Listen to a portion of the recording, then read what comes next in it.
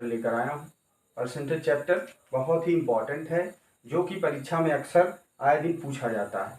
आप चाहे UP TET की तैयारी कर रहे हो, चाहे सुपर टेट की तैयारी कर रहे हो, और चाहे कोई भी वनडे एग्जाम की तैयारी कर रहे हो, उसमें परसेंटेज चैप्टर का मैथ्स में बहुत ही इम्पॉर्टेंट रोल होता है। इसलिए इसको समझना बहुत ज़रूरी है। तो आज हम लोग इसके एक दो पार्टों को देखेंगे कि परसेंटेज में आखिर होता क्या है। इसको हम एकदम बेसिस से समझेंगे कि इसको सॉल्व कैसे करते हैं। है तो बहुत ही सिंपल, लेकिन थोड़ा सा समझना ही पड़ेगा। इसको एकदम बेसिक लेवल से हम लोग समझेंगे कि जिसको कुछ नहीं आता है वो भी इसको पढ़ेगा तो कर ले जाएगा। और आपको एकदम टीचर जान लीजिए 100% बनना है।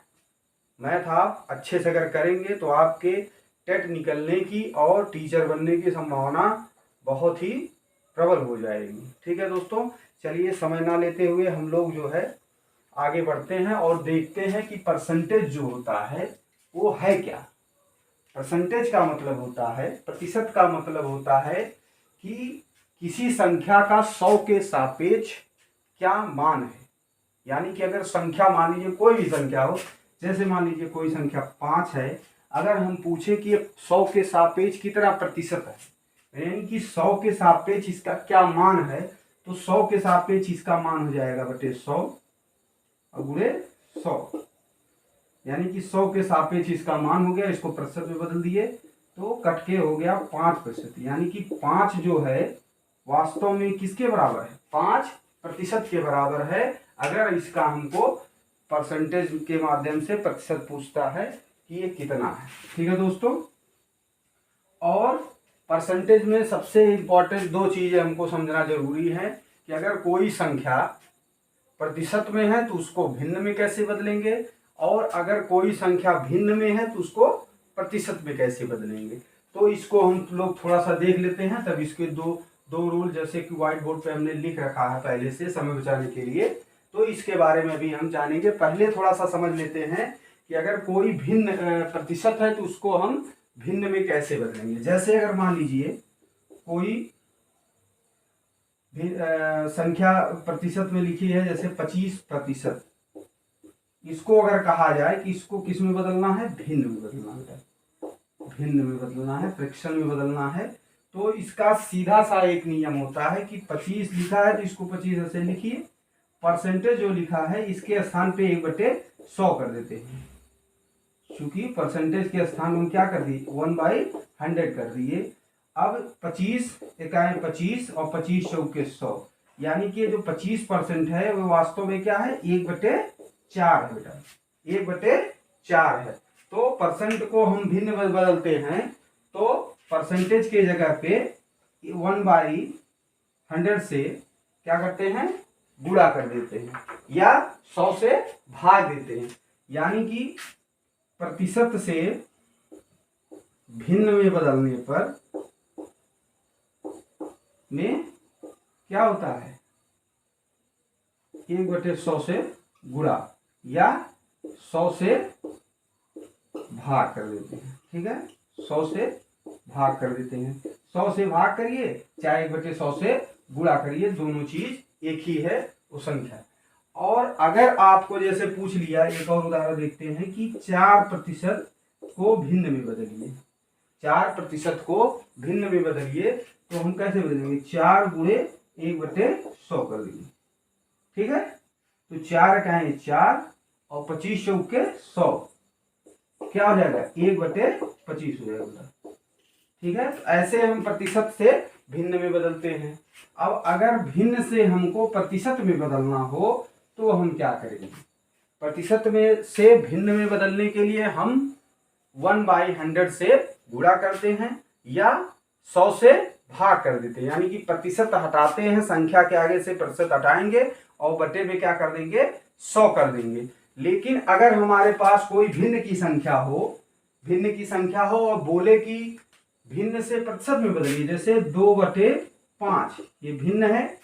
भिन्न संख्या क्या होती है, जिसमें अंश और हर होता है बेटा, p/q के रूप में होती है, उसको भिन्न कहते हैं। अब इसको हमको प्रतिशत में बदलना है तो 100 से गुणा कर देंगे। क्या करेंगे, 100 से गुणा, 5 इकाई 5, 5 भी संयम 100, तो 20 दूनी 40, ये हो जाएगा 40%। यानी कि जो 2/5 है ये वास्तव में कितना है, 40% है। ठीक है। एक और उदाहरण देखते हैं, जैसे 1/5 को भिन्न प्रतिशत में बदलिए, तो प्रतिशत में यानी कि इसका 1/5 का 100 के सापेक्ष मान निकालना है। तो हमको 5 कहाँ है, 5 हो गया, 5 भी सही है में 100 हो गया, यानी कि 20% हो गया। 1/5 20% बराबर। तो आप लोगों को ये समझ में आ गया होगा, बेसिक चीजें हैं, बहुत ही साधारण चीजें हैं कि प्रतिशत से भिन्न में कैसे बदलना है और भिन्न से प्रतिशत में कैसे बदलना है। दोनों प्रक्रियाओं को हम लोग समझ लिए हैं। अगर नहीं समझ में आया है तो आगे हम लोग अभी फिर से समझेंगे। अब आपके सामने देखिए पॉइंट नंबर 1 में लिखा है, एक रूल है, बेसिक रूल है, बहुत ही सिंपल रूल है कि यदि आपको किसी संख्या यक्स का, मान लीजिए कोई संख्या यक्स है और इस यक्स का y% निकालना हो तो क्या होगा। किसी संख्या यक्स का y% निकालना हो तो क्या हो जाएगा। तो पहले जो कहा है उसको वैसे हम लिख लेंगे। कह रहा है कि यक्स का y%, तो का मतलब होता है गुणा यक्स गुणे y%। तो अभी हमने आपको बताया है कि प्रतिशत के जगह पे हम 1/100 भी लिख सकते हैं। तो यक्स गुणे y और या इसके बटे हम 100 कर देते हैं, तो इसका हो जाएगा यक्स y/100, ये मान हो जाएगा। यानी कि सूत्र कह रहा है यदि आपको किसी संख्या यक्स का y% निकालना है तो हम दोनों संख्याओं का गुणा कर देंगे और बटे में क्या कर देंगे, 100 कर देंगे। दोनों का गुणा किया, बटे में 100 कर दिया, तो ये निकल जाएगा इसका मान। ठीक है बेटा। इस पे हम लोग एक सूत्र, ये सूत्र जो इसका है यहाँ पे लिख लेते हैं। ये क्या कह रहा है, इसके हिसाब से जो हो जाएगा यक्स y/100, यानी कि अगर यक्स का, किसी संख्या यक्स का y% पूछ रहा है तो यक्स और y का गुणा करेंगे, बटे 100 कर देंगे। इस पे एक हम लोग सवाल देखते हैं, एक क्वेश्चन देखते हैं।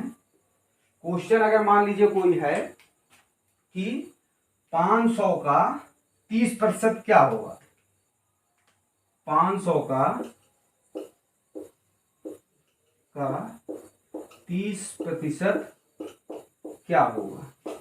अब देखिए अगर 500 को हम यक्स मान लें और 30 को मान लें भैया y, 500 को अगर हम यक्स मान लें और 3 को मान लें y, तो हमने अभी सूत्र पढ़ रखा है कि यक्स y का गुणा किया और बटे कर दिया 100। तो यक्स के जगह पे हमको क्या था 500, तो 500 कर दिया भैया लोग। y के जगह पे 30 है तो 30 कर दिया और बटे में कर दिया 100। ये देखिए एक शून्य से एक शून्य कट गया, एक से एक कट गया, 5 तिहाई 15, तो इसका आ जाएगा 150। ये आ गया आंसर। ठीक है। 100 का 30% क्या होगा, तो 500 गुणे 30 बटे में 100 हो गया 150, यानी कि 500 रुपए का 30% जो कितना हो गया 150 हो गया। अब ठीक है, अब दूसरा नियम देखते हैं। दूसरा नियम क्या कह रहा है कि यदि किसी राशि यक्स को प्रतिशत के रूप में व्यक्त करना हो तो कैसे करेंगे। यदि किसी राशि को यक्स को y के प्रतिशत के रूप में व्यक्त करना, यानी कि यक्स का मान y के सापेक्ष अगर बताना हो तो हम कैसे इसको हल करेंगे। ठीक है। तो हमने कहा कि भाई यक्स अगर पूछ रहा है तो यक्स को करेंगे ऊपर, क्योंकि ऊपर कौन रहेगा, जिसकी प्रोबेबिलिटी, जिसका महत्व ज्यादा रहेगा। तो यक्स को y के सापेक्ष पूछ रहा भैया किसको, यक्स को, तो यक्स को ऊपर किया, y को नीचे कर दिया, उसके बाद क्या कर दिया गुणे में 100, ये हो जाएगा प्रतिशत में। ठीक है। यानी कि किसी राशि यक्स को y के प्रतिशत के रूप में व्यक्त करना है तो यक्स को y के सापेक्ष इसका प्रतिशत निकाल लेंगे, यानी कि यक्स बटे y इंटू 100%, इसका जो मान आ जाएगा वो 100% हो जाएगा। इसका एक हम एग्जाम्पल देख लेते हैं। एक एग्जाम्पल देखेंगे। जैसे अगर मान लीजिए लिखा है कि 40 किलो लिखा है 40 किलो 160 किलो का 160 किलो का कितना प्रतिशत है। ठीक है, 40 किलो को पूछा बेटा कि 160 का कितना प्रतिशत है। अब इसको कैसे समझेंगे। पूछ लिया है कि 40 किलो 160 किलो का कितना प्रतिशत है। तभी हम आपको जो एक हमारा रूल नंबर 2 था, इसमें क्या कहा गया था कि अगर किसी राशि यक्स को, यानी कि यक्स हो गया, वाई के सापेक्ष प्रतिशत में बदलना है, वाई ये हो गया, तो हम सूत्र लगाएंगे यक्स बटे वाई इंटू में 100%। तो भैया देख लेते हैं, यक्स यानी कि 40 किलो और बटे में कितना दिया है, किसके सापेक्ष करना है, 160, यानी कि इससे 100 हो गया पूरा। अब देखते हैं, इसको सॉल्व कर लेते हैं। ये कट गया। अब भैया क्या हो जाएगा, 4 दहान 40 और 4 चौके 16, 4 चौके 16 हो गया। अब यहाँ देखिए 10 बचा है, 10 बचा है, तो ये हो जाएगा 10 दहा में 100 और बटे 4, 4 का है 4, 25 से ही हमें 100, यानी कि 25% इसका आ जाएगा आंसर भैया। ठीक है, 40 किलो का मान 160 किलो में के हिसाब से प्रतिशत 25% है, यानी कि 160 का 25% 40 किलो है। बेटा आप लोगों को ये दोनों नियम समझ में आ गए होंगे। अगर फिर से एक बार देख लेते हैं, यदि आपको किसी संख्या x का y प्रतिशत ज्ञात करना है तो x और y का गुणा करेंगे और बटे में 100 कर देंगे।